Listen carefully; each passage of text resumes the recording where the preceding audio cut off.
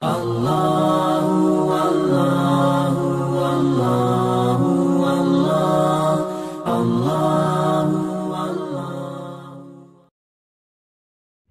الرحمن الرحيم.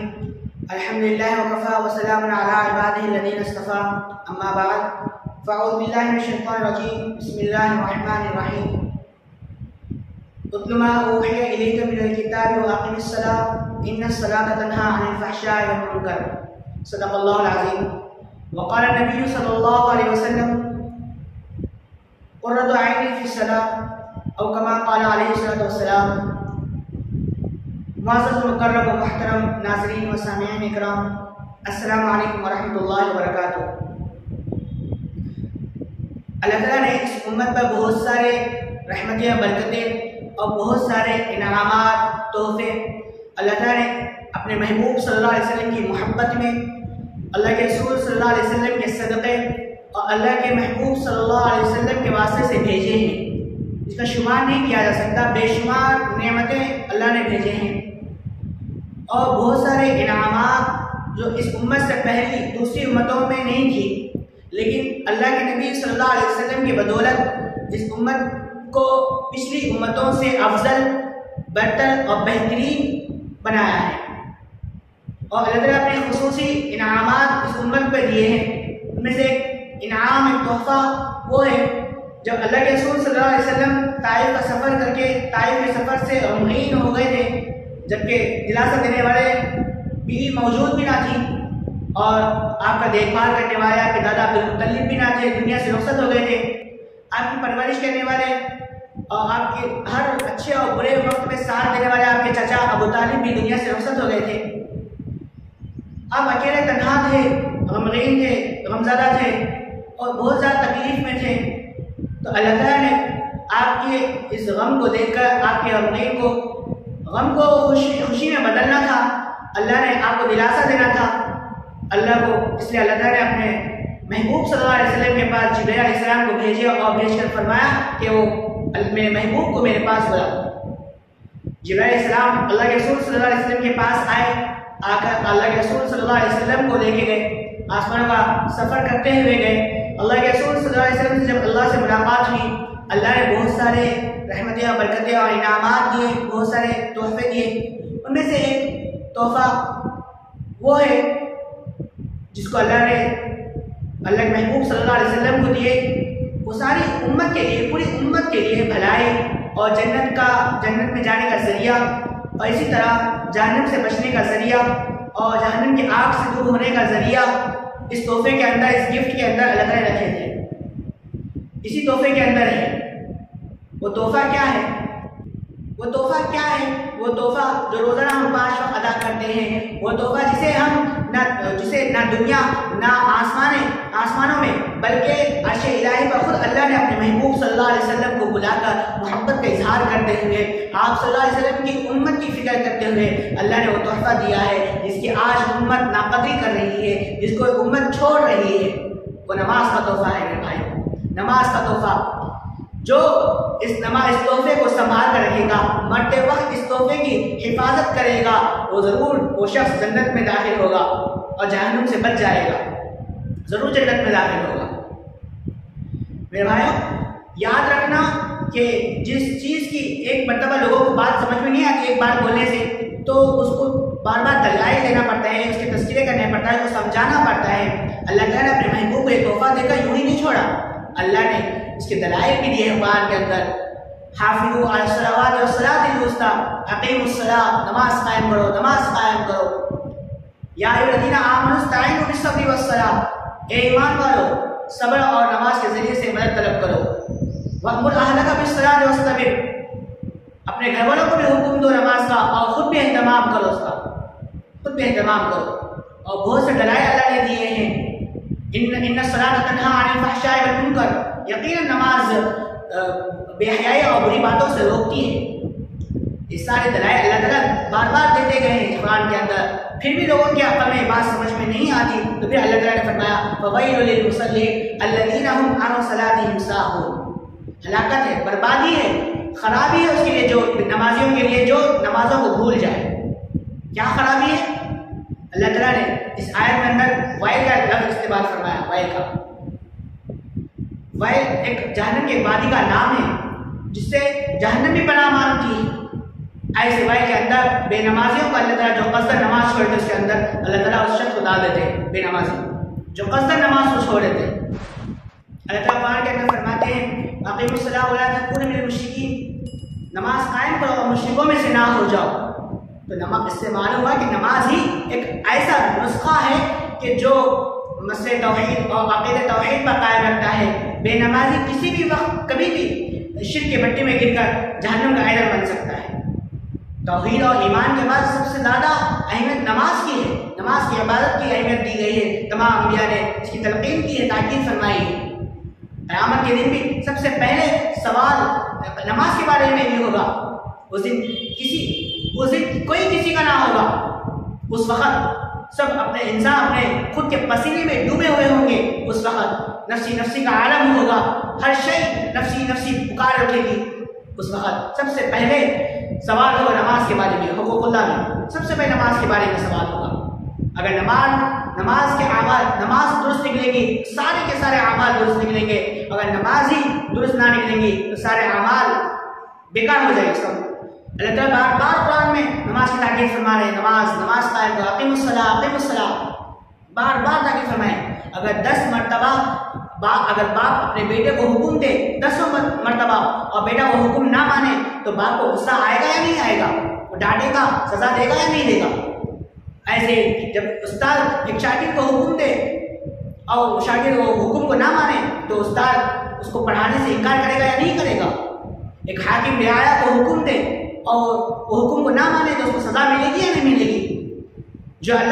جو ہمیں ہمیشہ رزق دیتا ہے، روزانہ رزق دے رہا ہے، کھانا دے رہا ہے، پانی دے رہا ہے، پہننے کے لیے کپڑا دے رہا ہے، رہنے کے لیے چھت دیا ہے، بہت سے نعمتیں دیا ہے، عزتیں دیا ہے، دنیا اور دین کی عظمتیں دیا ہے، بہت بے شمار نعمت اللہ نے ہمیں بن مانگے دیے ہیں. ماں باپ دیے، بھائی بہن دیے ہیں، بیوی بچے اولاد دیے ہیں، آنکھ دیے ہیں، ہاتھ پیر سلامت دیے ہیں، ایک ایک پارٹ جسم کا صحیح سلامت اللہ نے ہمیں دیا ہے، تندرست دیا ہے، صحت دیا ہے. کتنے بے شمار نعمتیں ہیں اللہ کی. اب اللہ تعالیٰ ایک حکم دے رہے ہیں نماز کی اور ہم اس حکم کی تعمیل نہ کریں گے تو کیا پھر اللہ تعالیٰ کو اپنے بندے پر غصہ آئے گا یا نہیں آئے گا؟ اللہ تعالیٰ اپنے بندوں سے ناراض ہوگا یا پھر نہیں ہوگا؟ اللہ تعالیٰ اپنے بندوں سے برکتیں اٹھائے گا یا پھر نہیں اٹھائے گا؟ کہ اگر ہمارا جواب ہاں میں ہے تو پھر یقین کر لیجئے اس بات کا کہ نماز ہی میں ہماری کامیابی ہے، نجات ہے. نماز سے دلوں کو، قلوب میں نورانیت ملتی ہے. ہمارے دلوں کو نماز سے ایمان و قوت ملتی ہے. نماز سے ہمارے پریشانیاں دور ہوتے ہیں، مسائل دور ہوتے ہیں، تکلیفیں دور ہو جاتی ہیں ہمارے نماز سے. نماز اس وقت چراغ کا کام کرتی ہے جس وقت چاروں سے اندھیرا ہی اندھیرا ہو، یعنی قبر کے اندر. ایسے وقت میں نماز ہی کام کرتی ہے. نماز ہماری کامیابی کا ذریعہ ہے، جنت میں جانے کا ذریعہ ہے، اللہ کی رضا حاصل کرنے کا ذریعہ ہے، اللہ کے محبوب صلی اللہ علیہ وسلم کی محبت کا ذریعہ ہے نماز. جب اللہ کے سامنے جب بندہ سجدہ کرتا ہے تو اللہ تعالیٰ کی رحمت پورے متوجہ ہو جاتی ہے اس بندے کی طرف. ہم آج اسی کو چھوڑ کے بیٹھے ہیں اور پریشانی میں ڈوبے ہوئے ہیں. نماز ہی ہے حل جو ہماری پریشانیاں کا حل کر سکتی ہے. نماز کے ذریعے سے ہی حل ہو سکتی ہے ہماری پریشانیاں. اللہ کے نبی صلی اللہ علیہ وسلم نے فرمایا قرۃ عین فی الصلاۃ، میری آنکھوں کی ٹھنڈک نماز ہے.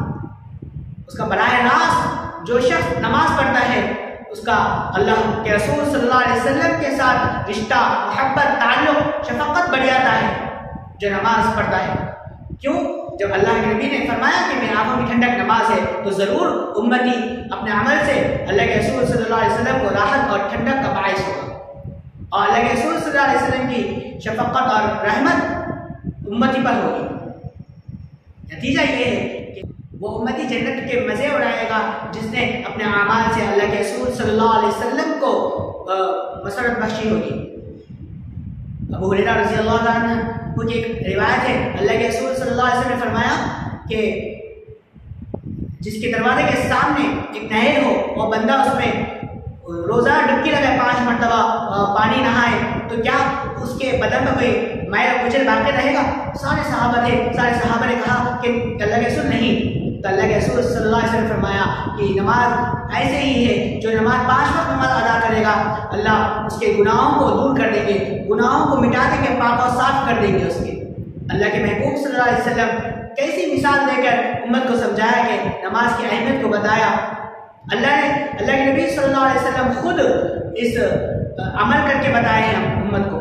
جب اللہ کے رسول صلی اللہ علیہ وسلم کا مرض وفات کا وقت تھا، آخری وقت تھا، اللہ کے رسول صلی اللہ علیہ وسلم کا غشی طاری ہو گئی، تو نماز کا وقت تھا، غشی طاری ہو گئی، اللہ کے رسول صلی اللہ علیہ وسلم کو ہوش آیا، اللہ کے رسول صلی اللہ علیہ وسلم نے فرمایا کہ نماز ہو گئی، تو امی جان حضرت عائشہ صدیقہ رضی اللہ عنہا فرماتی ہے کہ صحابہ کا انتظار کر رہے ہیں۔ اللہ کے رسول صلی اللہ علیہ وسلم نے فرمایا کہ مجھے غسل دو، اللہ کے رسول صلی اللہ علیہ وسلم کو غسل دیا گیا، پھر غشی طاری ہو گئی، پھر اللہ کے رسول صلی اللہ علیہ وسلم کچھ دیر کے بعد پھر اٹھتے گئے، پھر وہی سوال کرے کہ نماز ہو گئی، اللہ کے رسول صلی اللہ علیہ وسلم سے کہا گیا کہ آپ صحابہ کا انتظار کر رہے تھے۔ ایسا 2-3 مرتبہ ہوا، اللہ کے رسول جیسے غسل کرتے پھر غشی طاری ہو جاتی، پھر اللہ کے رسول صلی اللہ علیہ وسلم اس کے بعد پھر اٹھنے کے بعد اللہ کے رسول صلی اللہ علیہ وسلم نے فرمایا کہ ابو بکر سے کہو کہ وہ امامت کرے اور لوگوں کو نماز پڑھائے۔ ابو بکر صدیق رضی اللہ عنہ کی امامت کی ہے۔ جب 2 دن کے بعد حضور صلی اللہ علیہ وسلم افاقہ ہوا، صحت مند ہوئے، اللہ کے رسول صلی اللہ علیہ وسلم 2 صحابہ کے کندھوں پر ہاتھ رکھ کر اللہ کے رسول صلی اللہ علیہ وسلم مسجد کی طرف گئے، 2 صحابہ کے اوپر کندھوں پر ہاتھ رکھ کر سہارا لے کر، پیر اٹھا کے چلنے کی طاقت نہیں تھی، پیر گھسیٹتے ہوئے اللہ کے رسول صلی اللہ علیہ وسلم مسجد کو گئے اور عمل کر کے بتایا امت کو کہ نماز بہت ضروری ہے۔ سارے اعمال میں نماز کی اہمیت زیادہ ہے، ایمان اور توحید کے بعد نماز کی اہمیت زیادہ ہے۔ اللہ نے عمل کر کے بتایا ہے، ہر مسلمان کے دل میں بھی نماز کی اہمیت ہونی چاہیے، ایسے ہی ہونی چاہیے جیسے حضرت عمر فاروق رضی اللہ تعالیٰ عنہ کے دل میں تھی کہ جب حضرت عمر فاروق رضی اللہ تعالیٰ امامت کر رہے تھے، امامت پہ کھڑے کے نماز پڑھا رہے تھے، فجر کی نماز کا وقت تھا، ایک یہودی نے آپ پر حملہ کیا، قاتلانہ حملہ کیا، اور پیچھے سے آ کر یہودی نے سینے پہ نیزہ مارا، آپ زخمی ہو گئے، زخمی حالت میں آپ گر کے بے ہوشی کی، آپ گرنے لگے، گرتے ہوئے آپ نے عبد الرحمن بن عوف کا ہاتھ پکڑ کر آگے کر دیے کہ آپ نماز پوری کرو، میری فکر مت کرو، نماز کی فکر کرو، نماز کی۔ زخمی ہو گئے اور نیچے گرے، امیر المؤمنین ہے، تو فرمانے امت کو یہ بتایا کہ نماز امپارٹنٹ ہے، میری فکر مت کرو، نماز کی فکر کرو۔